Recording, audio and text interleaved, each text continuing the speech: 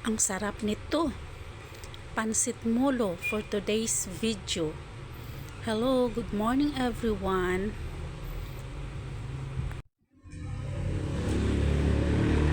Mag-isa muna tayo ng ating garlic and onion mince.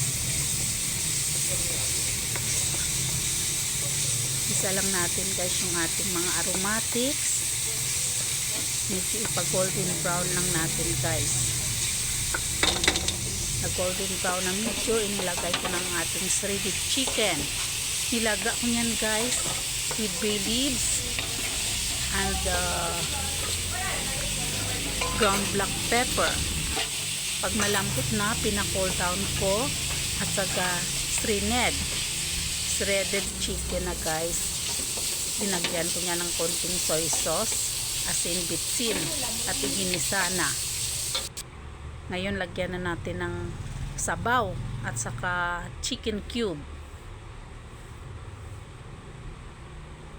Pag maganda ng kanyang kulo, inilagay ko na ang pansit.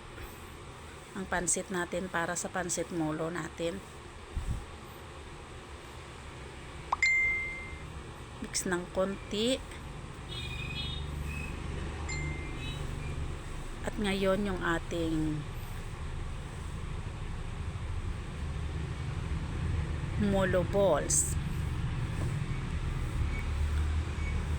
Binili ko lang yan guys, yung ating molo balls guys. 3 pack. At palutuin lang natin yan yung ating molo balls.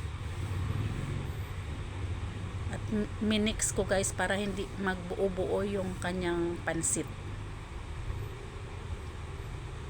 Palutuin lang natin.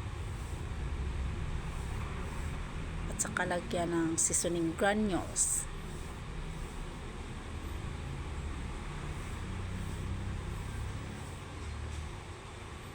Ganda na ng kanyang kulo guys. Inalagay ko na ang ating shredded carrot at saka repolyo guys. Slice ng konti ang repolyo.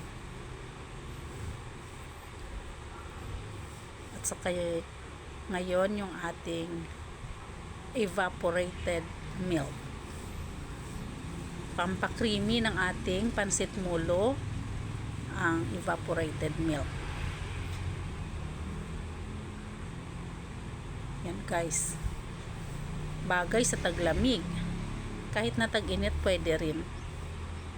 Pag gusto higop ng sabaw ng ating pansit molo. Konting mix lang yan guys. At medyo palutuin lang natin. Yung medyo kumukulo na siya ng konti. Kasi luto naman yan para na lang sa milk. Kumukulo-kulo lang ng konti, okay na yan. I-off na natin yung ating apoy. Guys, yung ating pansit molo luto na, ready to serve.